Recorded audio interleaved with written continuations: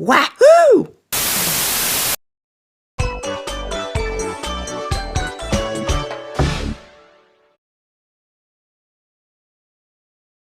Namco, the company that is synonymous with Tekken and Tales of series, was once the home to many hits, especially on the original PlayStation.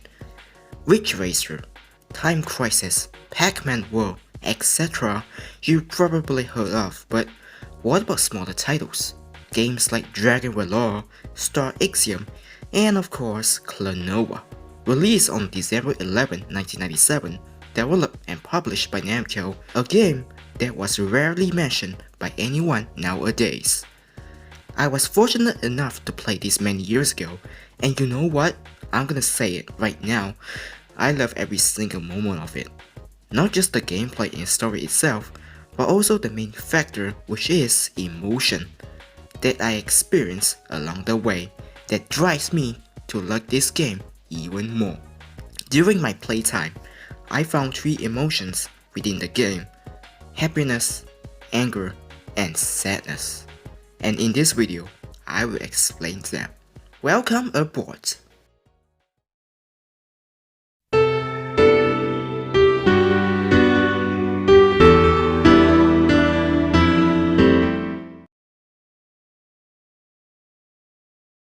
First up, happiness.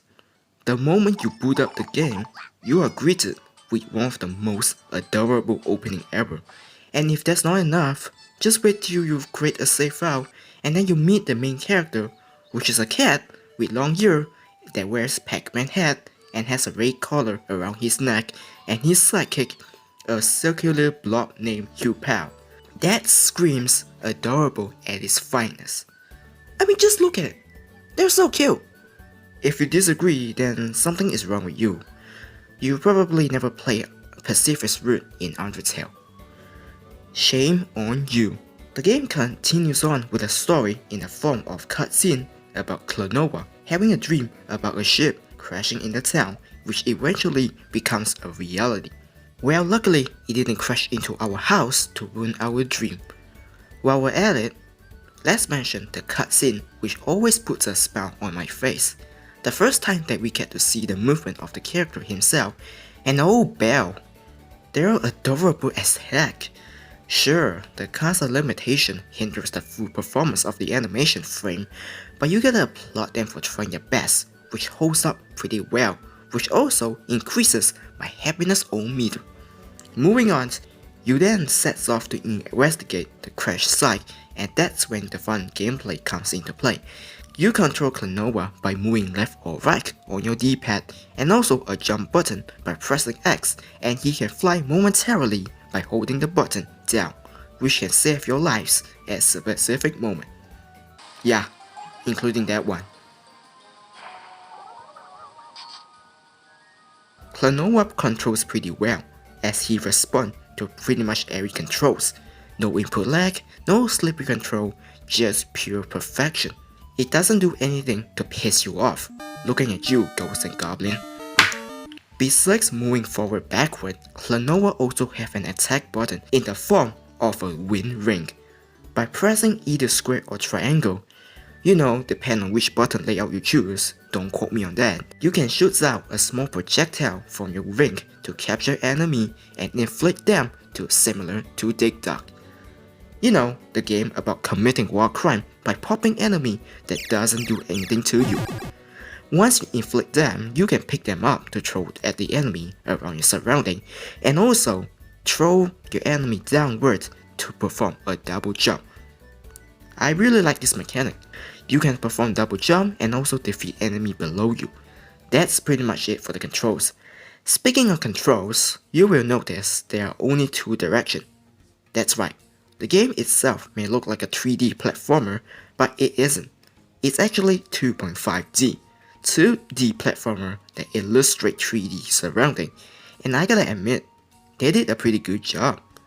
Also the fact that each section of the 3D area transition pretty smoothly according to where Klonoa is going towards, and the camera follows closely to the character. There's hardly any jarring moment whenever you enter a different corner of the map. The levels could be short, but thanks to each part of the level connecting to one after another, it feels like you're on a long adventure. The 3D elements help player to be immersive in the 2.5D game, something that not much developer able to do during those days. There are a total of 13 levels, split across 5 different locations in the world of Phantomile, the land that apparently only exists when the resident dreams at night which they forgot the next morning. That's kinda terrifying. Imagine having a dream about Switch Pro coming out, but then you forget what happened. I guess Switch Pro won't happen then. Each location have 2 levels, which are called visions. I wonder why they call it that way. Each locations have their distinct atmosphere that offers different environments along with the music that help to fill the levels with multiple vibes that makes the game itself very unique, since the soundtrack itself are pretty memorable too. Each level also have its collectible.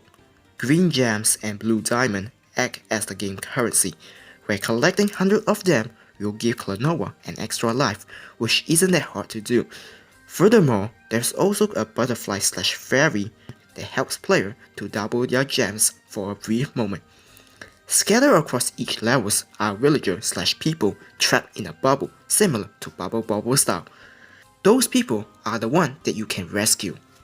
There are a total of 6 of them in each level, and thanks to the 2.5D immersive experience, you won't feel bored exploring every corner of a map to find them. They're really not that hard to find, instead they're somewhat hard to reach. Some require precise platforming, but not too hard as long as you know what you're doing. They are pretty optional, but if you're completionist, you will love the challenge. Every few levels, there will be a boss fight, from the first fight which is easy, all the way to the last one, with each becoming more progressively harder, especially this clown right here. This clown. Along your way, you will meet new characters that either gives you advice or help you, especially those that you rescue from beating the boss. I really enjoy the interaction between them and Klonoa, although it only lasts few minutes. But of course, when there's positive, there's also negative. When you finish a level in story mode, you have no choice but to keep going forward. The game doesn't let you redo old levels until you beat the game, which is really weird. But then again, it doesn't really matter, as the game doesn't punish you for missing out anything.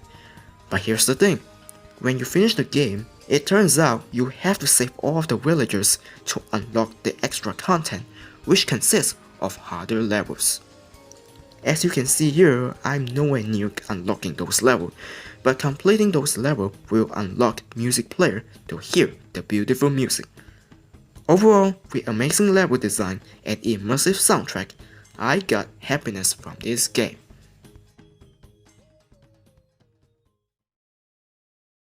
Now that I covered everything good about the game, you're probably wondering if this is just another happy-go-lucky game about sunshine and rainbow, about a cat going on an adventure. Well, here comes the next emotion, anger. Throughout your journey, you will come across 2 villains, Caddicarus, definitely not a reference to Gradius, and Joker, the ugly motherfucking clown that wanted to spread nightmare to the dreamland. You don't know who they are, but when you saw them kidnap Levi's, some kind of anger starts building inside you. From there on, you keep going further and further into each kingdom to stop the villain plan, defeat bosses, and probably get sick of their arrogant behavior. The stupid clown keeps trash talking about you whenever he stumbles across you, and I swear he gets annoying every time. Instead of fighting you right away, he just gets someone else to be a pawn before running away. Jeez, what a coward. But either way, you defeat all obstacles along your way, expecting everything to go as normal, until this happened.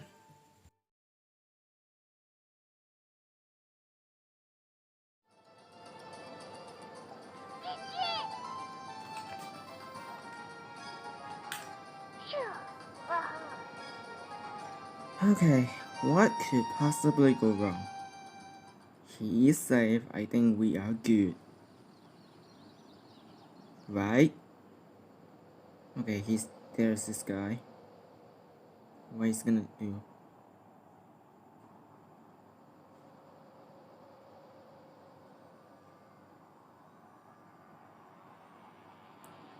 You might want to just run away. Oh no. Oh no. What are you gonna do? Adopt him? Adopt him? So that you're gonna make Klonoa save him? What the f- What the f-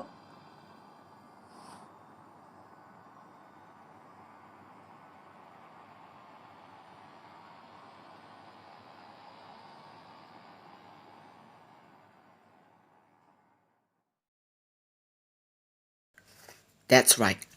No one's seen this coming. Hey, you thought this game is about a cat going around saying wahoo? Congrats! You're wrong. That scene is brutal. Not only you fail to stop the clown from stealing the moon pendant, you're also forced to watch your grandpa die in front of you. That is gut-wrenching.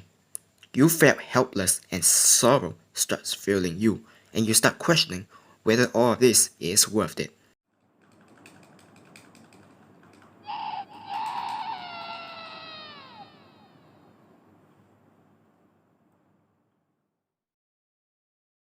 That scene marks the beginning of the next phase for the game. Your anger at this moment has reached the halfway point, and now there's only one thing in your mind: revenge. You continue towards the Temple of Sun, collecting all 4 orbs, and reach to the top to confront the clown one last time. At this point, nothing can stop you. No matter how hard he tried, you become victorious in the end, but that's still not enough. The sky becomes dark, and Gaddia's plan almost becomes a reality. This time, your anger has reached the limit. They are in big trouble for messing with Klonoa. Moon Kingdom is now unlocked, and the final 2 levels are probably the hardest level in the entire game. But like I said, your anger meter won't ever go down. You'll keep pushing forward more and more, and you might get a game over once or multiple times, but it doesn't matter. Your anger and happiness being accumulated together are the driving force that fuels you with determination for one last attempt. Ultimately, you won. The nightmare is over, and peace is restored once again. You felt a sudden relief flowing through your body, and happiness is waiting for you too. You can't wait to hang out with Hugh Pal. All the fun stuff you did together, you can do it again.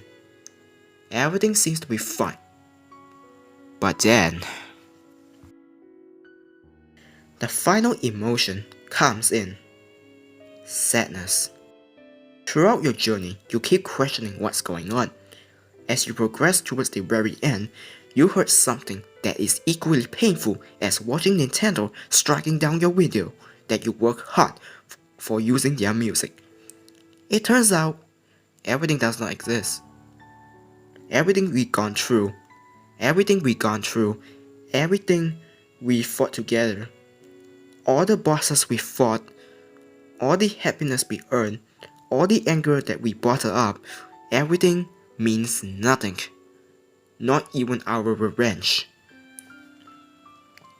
The reason Gaddicarus wanted to stop Klonoa is because he's an entity from another world that possesses a power that no one in the 5 kingdoms able to have. And that's why Hugh Pao sent him here to stop the impending evil. As their shadow continues, you know their time is coming up, and how you wish you can just use the remaining second to have fun together one last time. Even only lasts few seconds. But then, the inevitable finally comes. The girl that we rescue starts singing, and the pain starts hitting hard in the feeling.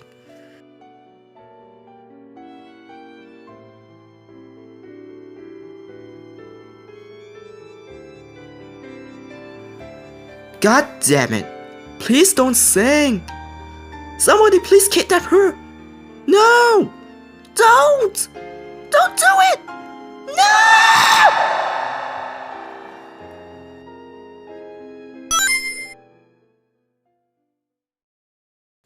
The whole sequence is just painful to watch. Of all the games I played in recent years, nothing hit me more hard than this one. Yeah, not even Life is Strange. Most of the games that we play always end with a happy ending, or different ending that have multiple branching endings. But this one, nothing prepared me more than anything when I played this. All the adventures we gone through becomes pointless. All these are just a dream that only few will remember. No one will remember who is Klonoa 5 years from now. No one will remember who saved the land from the darkness of nightmare. No one will ever see Klonoa again. That sadness felt surreal. God damn it. Give me 5 minutes. Hang on, 5 minutes. I need a break. When I first played that game, when I first finished the game and just sat there and watched the ending, thinking, man, everything will be alright. That ending come in and struck me too hard.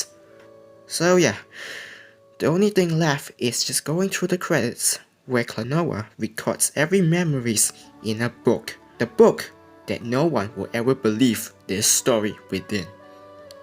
At least, he won't forget about them forever.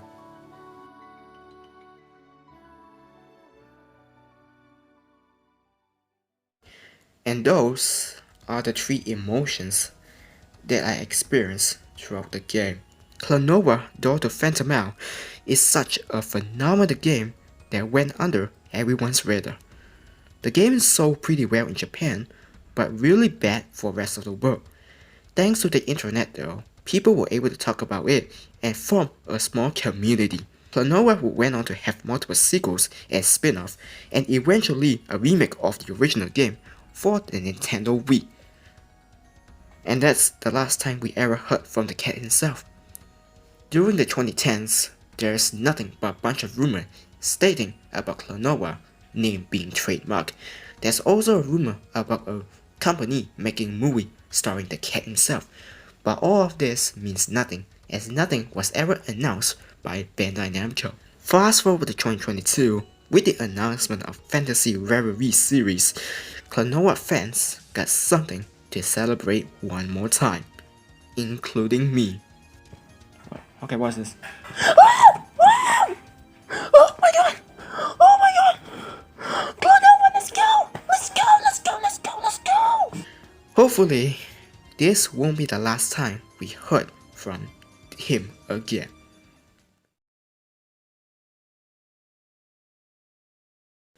And that's my review on Klonoa Daughter Phantomile, a game that hits me right in the feeling, and a game that I probably rank in my top 10 PS1 games.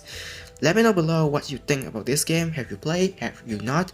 And what you think about the series as a whole. Let me know below. If you like what you see, be sure to like, share and subscribe, and turn on the notification bell so that you won't miss anything from me. And also join my Reddit and Discord server down in the description so that you can know more about me and just talk about me. Anyway, thank you for watching, and remember to wahoo!